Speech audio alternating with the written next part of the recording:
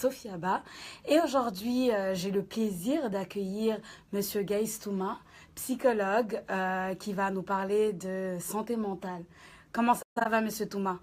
Ça va très bien, merci beaucoup de m'accueillir ce soir. Ça fait vraiment plaisir de vous avoir sur les ondes de Trog Radio dans cette émission pour un sujet passionnant et je pense que vous avez beaucoup à nous apprendre sur ce sujet. Donc sans plus tarder, je vais vous laisser commencer déjà. Merci beaucoup Sophia. Bonsoir tout le monde. Écoutez, aujourd'hui notre sujet c'est la santé mentale. Effectivement, on va parler de la santé mentale au Québec. On va parler aussi de la santé mentale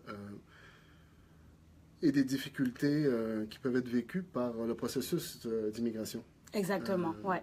Dans un premier temps, j'aimerais peut-être parler de ma pratique et ce qu'on observe souvent en psychologie clinique et les maladies mentales plus typiques qu'on rencontre dans la pratique, qu'on voit autour de nous, des fois avec nos membres de famille, nos amis. Ouais.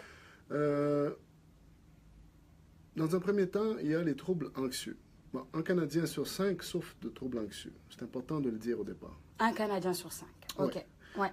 Et puis, j'aimerais porter votre attention aujourd'hui sur deux de ces troubles anxieux-là, dont le trouble d'anxiété généralisée, une tendance à s'inquiéter à outrance pour toutes sortes de sujets, c'est-à-dire souvent s'inquiéter de façon excessive par rapport à la menace réelle ou la possibilité réelle qu'un tel truc se produise. Par exemple, d'oublier le four allumé, de perdre son emploi, de constamment appréhender que quelque chose de grave va se produire. Ce sentiment-là un peu qui ne se d'inquiétude face au futur ou face à une thématique donnée, qui ne se justifie pas par rapport à ce que la personne vit. Les gens vont dire, mais pourtant, ton travail est stable depuis longtemps. Oui. Pourquoi tu t'inquiètes tant? Il semble t'apprécier. Non, mais on ne sait jamais, tu sais, la patronne, elle peut changer d'avis. Alors, et puis, si un jour sa patronne lui dit, mais tout va bien, elle le rassure et tout, il va trouver d'autres choses pour s'inquiéter. Oui. Et c'est là où on dit, oh, ça se généralise ton truc. Et j'aimerais que tu viennes voir quelqu'un, j'aimerais que tu consultes, ça serait important que tu consultes.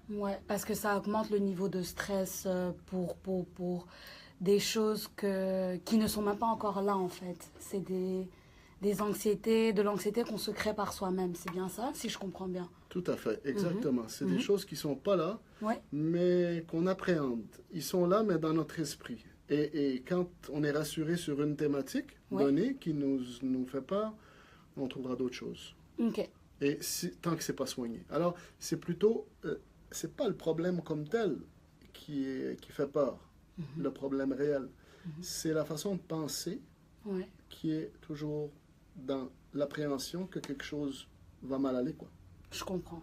Et c'est ça qu'il faut travailler avec la personne en psychothérapie, en thérapie, et parfois même en pharmacothérapie. C'est important de noter, Sophia, que dans tous ces problèmes dont on parle de santé mentale, d'abord, ça a des origines génétiques. Souvent, on prend cette formule magique-là, on dit, bon, ben, les origines de ça sont à 50% génétiques et à 50% environnementales, les choses que la personne a vécues, son développement, ses expériences au fil du temps, qui ont amené l'installation de ces maladies-là.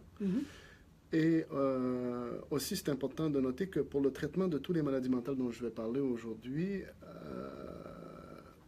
la psychothérapie et la pharmacothérapie sont souvent deux solutions pour aider la personne à surmonter ces difficultés-là puis à aller chercher le soin. D'accord.